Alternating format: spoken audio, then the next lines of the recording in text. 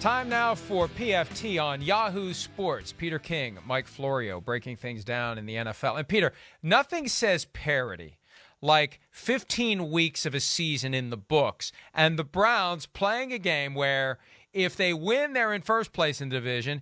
If they lose, they're in last place in the division. But that's where we are in this AFC where most of the teams are still alive. Everybody except the Texans, Jaguars, and Jets still in the mix for 7 playoff spots. And who knows how it's all going to settle. I have a feeling there's going to be a cluster of 10-7 teams, and some of them are getting in, and some of them are going home. Mike, right now, if you look at the standings, I've been doing this the last couple of weeks too. Denver right now is the 13th seed. They got 7 wins. Cincinnati's the 4th seed. They have 4 wins. I'm sorry, they have 8 wins. And that has been the case for most of the last month, where there's dental floss separating all these teams in the division.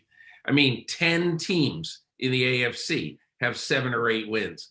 And I really think what it comes down to is who's got the advantageous schedule. And like Baltimore has been playing, they're number 8 right now. They've been playing a killer schedule and will continue to do so. And so that is always where I look, Mike, when it comes to who's going to make it.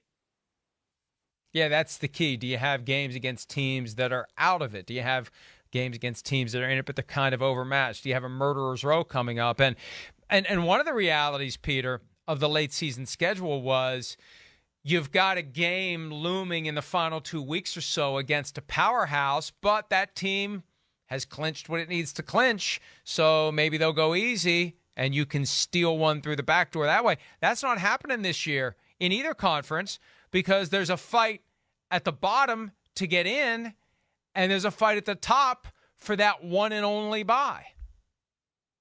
I would be most worried among the teams that at the beginning of the year we loved.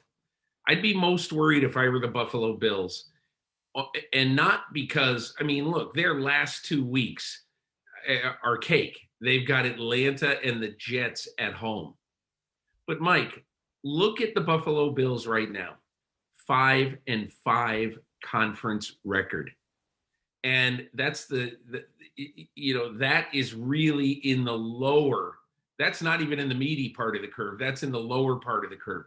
And so the only reason I bring that up is that they now have to go to New England this week. And if they lose that game, the best they can be in the conference is 6-6. Is that going to be good enough if you finish 10-7 to win a tiebreaker over the other 10-7 teams? That's one of the reasons why I look at this and I say there is no team in the NFL that has a more important game this weekend than the Buffalo Bills.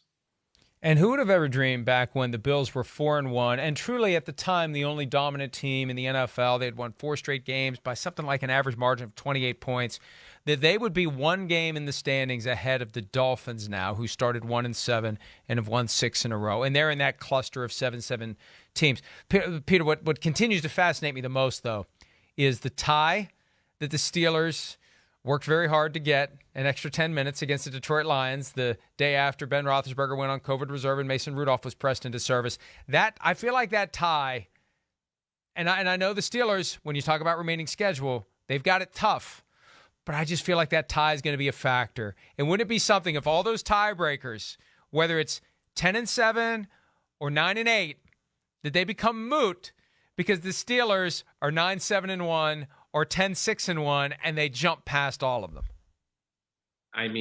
If they're 10-6-1, absolutely unequivocally they deserve it because it means that they will have won this weekend at Kansas City. And look, if in back-to-back weeks you beat Tennessee and Kansas City, you deserve to be in. Well, it's going to be fun to watch the next 3 weeks. Every game feels like it has significant consequence because it does, and we'll be tracking it here at PFT on Yahoo Sports for you every week. Thanks for some of your time. We'll see you again. Hi, I'm Mike Tirico, and thanks for watching. Make sure to hit subscribe for the latest news and highlights from NBC Sports.